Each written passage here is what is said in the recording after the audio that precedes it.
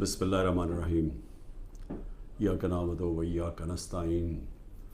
میرے پاکستانیوں، میں جو آج آپ سے بات کرنے لگا ہوں وہ کل ایک ISPR کی پریس کانفرنس ہوئی اور اس کے اندر انہوں نے ایک دو باتیں کہیں تو میں مجبور ہوں کہ میں آج اپنی قوم کے ساتھ بات کروں۔ جو انہوں نے بات کی کہ یہ پاکستان کے خلاف بغاوت اور اشارہ سارا تحریک انصاف کے اوپر کہ ہم نے بغاوت کی ہے، اور یہ کہ یہ پہلے سے پلان بن رہا تھا اس کا کہ ہم یہ پہلے سے ہی تیاری کر رہے تھے بغاوت کرنے کے لیے، اور یہ اپنی فوج کے خلاف یہ سارا یہ ہم نے کیا، اور جس طرح کی وہ بات کی گئی مجھے ایک بڑی تکلیف ہوئی اس کی۔ تو میں نے کہا کہ میں آج اپنی قوم کے سامنے ذرا 2-3 پوائنٹ رکھوں، کیونکہ جب ایسی بات کی جاتی ہے تو اس کا جواب دینا بڑا ضروری ہے۔ دیکھیں، اب یہ موقف آ گیا ISPR کا اور پاکستان کی اسٹیبلشمنٹ کا کہ تحریک انصاف نے بغاوت کی۔ اب یہ دوسرا بھی ایک موقف ہے، یہ ہمارا بھی موقف ہے، یہ میرا موقف ہے، میری پارٹی کا موقف ہے کہ ہمارے خلاف پوری کانسپریسی کی گئی، ہماری گورنمنٹ گرائی گئی، جبکہ پاکستان کی تاریخ میں 2 سالوں میں آخری ہمارے 2 سالوں میں بہترین معیشت اوپر جا رہی تھی۔ آپ اگر اکنامک انڈیکیٹرز دیکھ لیں اور پاکستان اکنامک سروے پڑھ لیں تو وہ ان کی حکومت کا بھی پڑھ لیں جو ان کے دور میں شائع ہوا ہے، تو آپ کو یہ پتہ چلے گا کہ 17 سال کے بعد بہترین اکنامک پرفارمنس تھی، اور 17 سال پہلے اس لیے تھی کہ امریکی ڈالرز آ رہے تھے، ہم امریکہ کی وار آن ٹیرر لڑ رہے تھے۔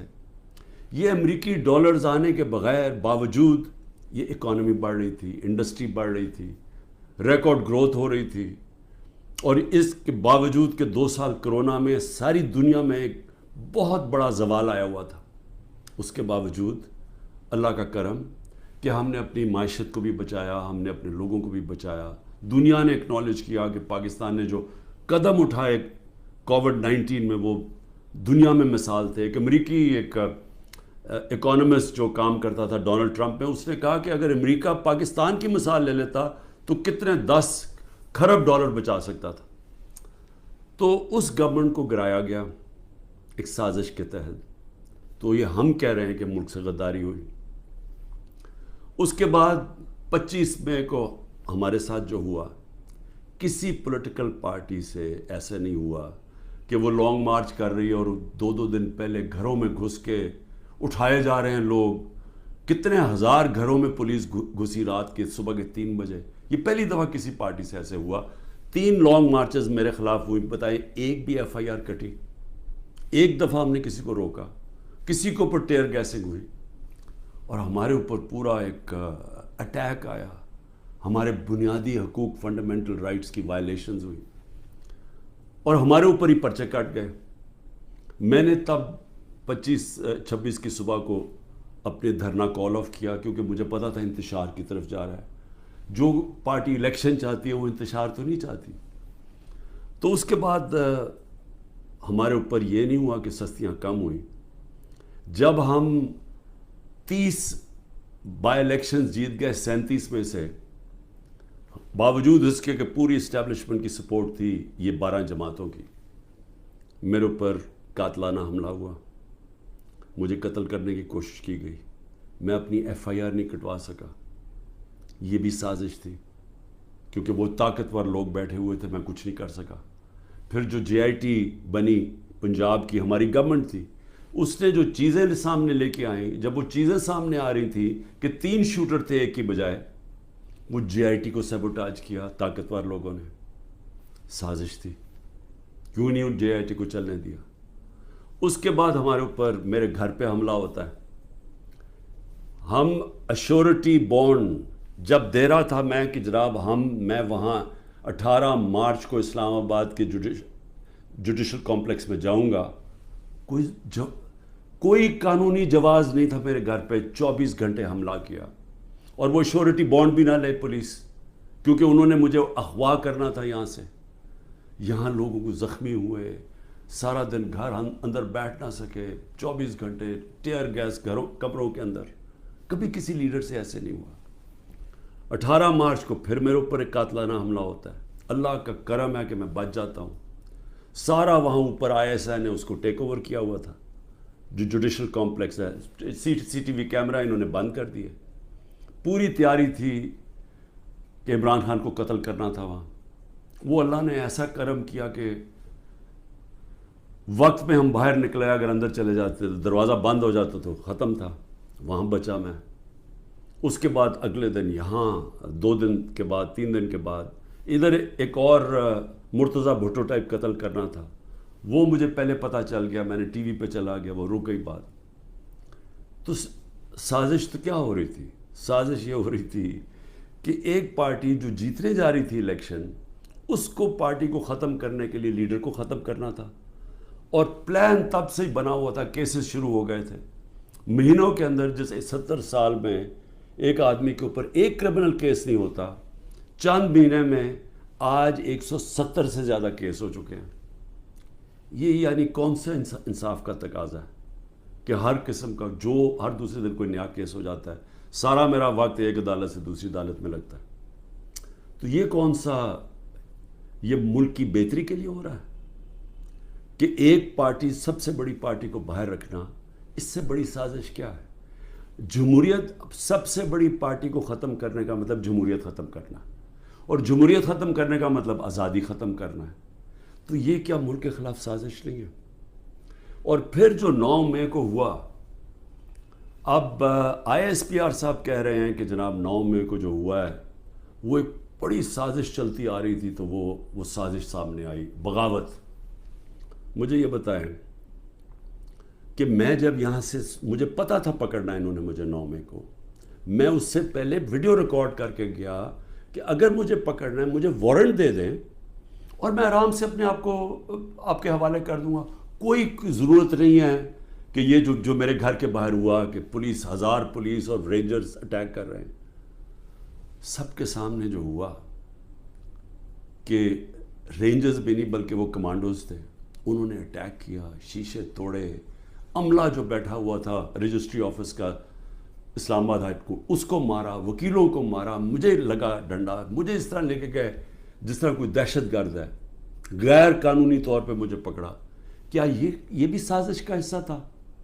کیونکہ اس کی وجہ سے اشتعال آنا تھا لوگوں کو، اور ہمارا موقف یہ ہے کہ اس کو استعمال کر کے ایک پورا کریک ڈاؤن کیا گیا جو پہلے سے پلان تھا۔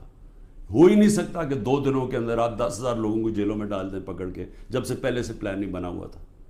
اور اس کے بعد جو بھی چیزیں ہو رہی ہیں کہ جو PTI کا ہے اس کو پکڑ لیتے ہیں، جیلوں میں ڈال دیتے ہیں، بری طرح رکھا جا رہا ہے، تشدد کیا جا رہا ہے، کسٹوڈیل ٹارچر کی جا رہی ہے، اور جو ہاتھ کھڑا کر کے کہتا ہے جی میں تحریک انصاف چھوڑ رہا ہوں، سب کچھ معاف۔ تو میرا اب سوال یہ ہے کہ ISPR کا یہ موقف ہے کہ فوج کے خلاف بغاوت ہے، ہمارا یہ موقف ہے کہ یہ ہمارے خلاف پوری سازش ہوئی پارٹی کو ختم کرنے کی، تاکہ وہ الیکشن نہ لڑ سکے اور عمران خان کو الیکشن سے باہر کیا جائے۔ یہ 170 کیسز اس لیے ہیں کہ کسی طرح ڈسکوالیفائی کرو یا جیل میں ڈالو، اور یہ ملٹری کورٹس بھی میری نظر میں اس لیے ہیں کیونکہ سول کورٹس کے اندر یہ جو سارے کیسز ہیں یہ کبھی چل سکتے ہی نہیں ہیں، کیونکہ بوگس کیسز ہیں۔ تو اس لیے ملٹری کورٹس بنائے جا رہے ہیں تاکہ اس میں عمران خان کو سزا دی جائے، تاکہ وہ الیکشن سے باہر ہو جائے۔ تو میں آج اپنی ملٹری اسٹیبلشمنٹ کو کہنا چاہتا ہوں کہ دیکھیں، انصاف کا تقاضا تو یہ ہے کہ ISPR نے تو فیصلہ کر کے ہمیں دے دیا، اور جو بھی بیان آتے ہیں اسٹیبلشمنٹ سے اس سے واضح ہوتا ہے کہ ہم ہی بغاوت کر رہے ہیں، PTI اور عمران خان۔ آپ نے تو اپنا مائنڈ دے دیا ہے، تو اب سوال یہ ہے کہ آپ ملٹری کورٹس میں اب کیسے فیصلہ کر سکتے ہیں؟ کیونکہ جج، جوری اور ایکسیکیوشن تو اب بن ہی نہیں سکتے، وہ تو انصاف ہوتا ہی نہیں ہے۔ انصاف تو وہ ہوتا ہے کہ میرا موقف ہے اور ایک اسٹیبلشمنٹ کا موقف ہے، بیچ میں تو کوئی جج بیٹھ کے فیصلہ کرتا ہے نا کہ کون ٹھیک کہہ رہا ہے۔ مجھے موقع دیا جائے، میں انشاءاللہ ثابت کروں گا۔ میرے پاس تو اب آہستہ آہستہ ثبوت آیا نا کہ یہ پورا پلان کر کے 9 مئی کو انتشار کیا گیا ہے۔ یہ جو جگہیں جلائی گئی ہیں یہ پلان ہوا تھا پہلے سے. یہ جو پکڑے تھے 10,000 لوگ، یہ پہلے سے پلان بنا ہوا تھا. اور یہ پلان صرف ایک مقصد سے تھا کہ تحریک انصاف کو ختم کرنا ہے. یعنی جو کاٹا ڈالا ہوا تھا، جو بار بار مجھے ہمیں اسٹیبلشمنٹ بتاتی تھی، جو میرے ابھی بھی لوگوں کو ملتی ہے، تو ہمارے جو سارے لوگوں کو ملتی ہے ان کو یہ کہ جی عمران خان کے اوپر کاٹا ڈال گیا ہے، آپ کسی اور پارٹی میں چلے جائیں، پی ٹی آئی کا کوئی مستقبل نہیں ہے. پہلے تو ان کی بزنسز بھی بند کرتے ہیں، گھر بھی توڑتے ہیں، سب کچھ، لیکن ساتھ پھر یہ مایوس بھی کر دیتے کہ جی عمران خان کا تو کوئی چانس ہی نہیں ہے. تو بڑے ریسپیکٹفلی میں کہنا چاہتا ہوں کہ ایک یہ عدالت میں کیس چلنا چاہیے اور اوپن ٹرائل ہونی چاہیے. میری ایک اور ریکویسٹ ہے، یہ ٹیلی وائز ہونی چاہیے ٹرائل، کیونکہ ایک ملک کے خلاف اگر بغاوت ہے تو یہ کوئی چھوٹی چیز نہیں ہے. تو یہ چھپا کے نہیں ہونی چاہیے، پبلک میں ہونی چاہیے. سارے جو آپ کہتے ہیں کہ آپ کے پاس ثبوت ہیں، آپ لے کے آئیں. جو میرے پاس ثبوت ہے وہ ہم لے کے آتے ہیں، قوم کے سامنے رکھیں. کیونکہ اگر اپنی فوج کے خلاف کوئی بغاوت کرتا ہے اس کو سزا ملنی چاہیے. میری طرح کا آدمی جو فیصلہ ساری باہر 20 سال باہر کمائی کی، سب کچھ بیچ کے آج میرا پاکستان میں، میرا ایک پیسہ پاکستان سے باہر نہیں ہے. تو مجھے اگر غدار کہا جا رہا ہے تو مجھے موقع ملنا چاہیے اپنے آپ کو بے قصور ثابت کرنے کا پبلکلی. اور دوسری طرف جن لوگوں کو آج اوپر بٹھایا گیا ہے، جو سارے آج دبئی بیٹھے ہیں، پاکستان کے فیصلے دبئی میں ہو رہے ہیں. مجھے یہ آج بتا دیں کہ کبھی سنا ہے نریندر مودی جا کے کسی اور ملک کے اندر اپنے وزیروں کو بٹھا کے فیصلے کر رہا ہے؟ کبھی سنا ہے کہ برطانیہ کا پرائم منسٹر جا کے یورپ میں بیٹھا ہوا ہے، یا یورپین پرائم منسٹرز کہیں اور جا کے کر رہے ہیں؟ کبھی دنیا میں سنا ہی ہے؟ یہ ملک سے مذاق کیا ہو رہا ہے کہ جن لوگوں کا اسٹیک ہی پاکستان میں نہیں ہے، ان کی دبئی میں بڑی بڑی پراپرٹیز ہیں، لنڈن میں بڑی پراپرٹیز ہیں. اور یہ مجھے کس نے بتایا ہے؟ یہ ہماری ISI نے ہمیں بتایا ہے. یہ نیب کے جو پہلے چیئرمین تھے جنرل امجد، انہوں نے مجھے آج سے 20 سال پہلے 23 سال پہلے پوری بریفنگ دی کہ ان کی کتنی پراپرٹیز ہیں ملک سے باہر. یہ سارا وقت ہمیں کدھر سے انفارمیشن آتی تھی؟ کیونکہ ISI کے پاس انفارمیشن ہوتی تھی، ادھر سے ہمیں انفارمیشن ملتی تھی کہ ان کی کتنی پراپرٹیز باہر ہیں، انہوں نے کتنا پیسہ کیا، فلانی ڈیل سے کتنا پیسہ کمایا.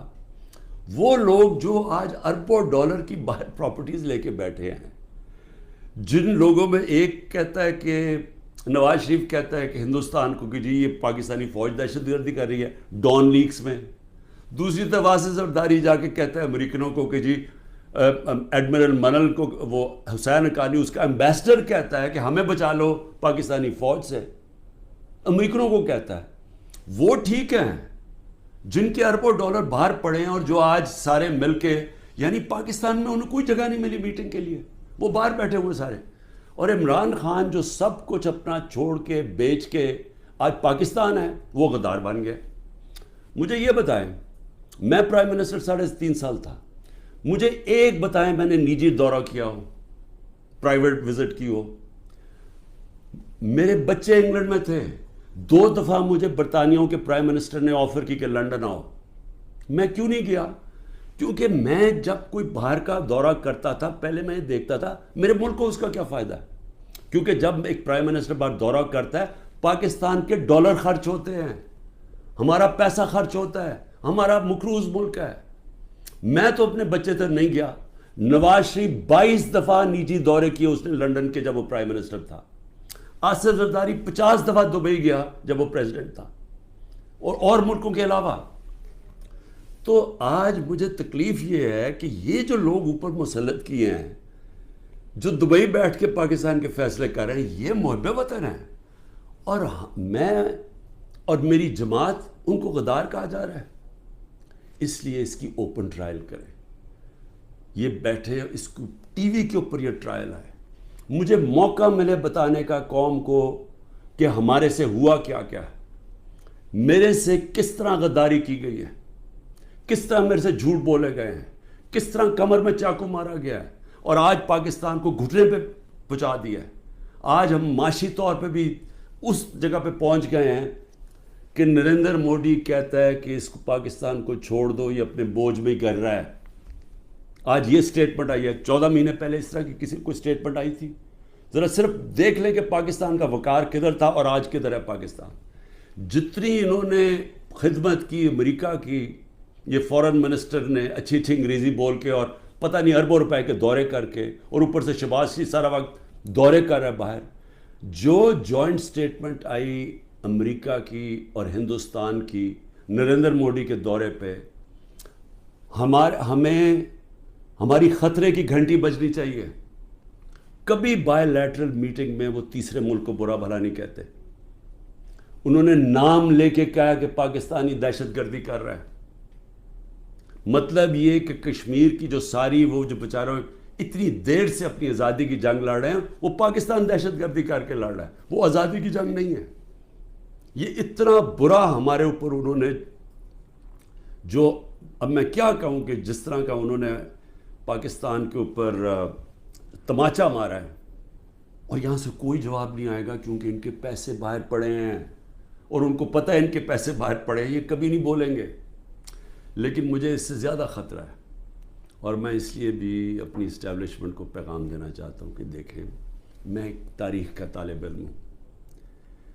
یہ جو انڈیا کا اور اب امریکہ کا جو جوائنٹ ڈیکلریشن آئی ہے اور جو سمجھوتا ہوا ہے ڈیفنس میں، نیوکلیئر میں، آرٹیفیشل انٹیلیجنس ٹیکنالوجی میں، یہ اب پاکستان میں بہت آگے ہمارے معاشی حالات بالکل ہی جدھر پہنچ گئے ہیں. اس سے ایک امبیلنس پیدا ہو گیا ہے. آج ہندوستان جس طرح نریندر مودی نے تکبر میں باتیں کی ہیں، آج وہ ہمارے سے اپنے آپ کو بہت طاقتور اب سمجھتے ہیں. اور جب انہوں نے کہا نا کہ اپنے بوجھ میں گر رہا ہے، وہ اپنے بوجھ میں گرنے نہیں دیں گے، وہ گرائیں گے. ہمیشہ جنگیں تب لڑی جاتی ہیں جب ایک فریق سمجھتا ہے کہ وہ دوسرے سے بہت زیادہ طاقتور ہے. روس جب یوکرین میں گیا تو یوکرین کا نیوکلیئر پروگرام ختم ہو چکا تھا اور روس سمجھتا تھا ان سے بہت بڑا طاقتور ہے. امریکہ عراق میں اور افغانستان میں اس لیے گیا کہ وہ بہت طاقتور تھا ان سے. تو جب ہندوستان یہ سمجھنا شروع ہو گیا کہ وہ پاکستان سے بڑا طاقتور ہے، ہماری خطرے کی گھنٹی بجنی چاہیے. ملک کو متحد ہونا چاہیے. ملک کو آزاد رکھنے کے لیے قوم کو اکٹھا ہونا چاہیے. یہ نہیں ہونا چاہیے کہ ملک کی اسٹیبلشمنٹ ملک کی سب سے بڑی پارٹی کو ختم کرنے کی کوشش کرے. اس کا مطلب جو ملک کی اکثریت عوام ہے، جو ایک پارٹی کے ساتھ کھڑی ہے، اس کو اپنے خلاف کر لے. یہ ملک کو نقصان ہے. ہماری پھر سے اکانومی بیٹھ چکی ہے. ان کے پاس کوئی حل نہیں ہے. جو جس طرف ہم جا رہے ہیں، جو یہ کوشش کرنے جا رہے ہیں کہ کھچڑی پک جائے پولیٹیکل انجینئرنگ سے، وہ اور ملک کمزور ہونے والا ہے. میں اس لیے پھر سے کہتا ہوں کہ آخر میں اپنے جو فیصلہ کرنے والے لوگ ہیں، جو طاقتور لوگ ہیں، اس وقت پاکستان کو ایک ہی راستہ ہے، صاف اور شفاف الیکشن. لوگوں کو امید صرف تب آئے گی. امید ختم ہو چکی ہے. نوجوان جو چھوڑ کے ملک کو جا رہے ہیں، پروفیشنلز جو ملک کو چھوڑ کے جا رہے ہیں، جو غریب لوگ کشتیوں میں ڈوب رہے ہیں باہر ملک سے نکلنے کے لیے، ان کو امید چاہیے.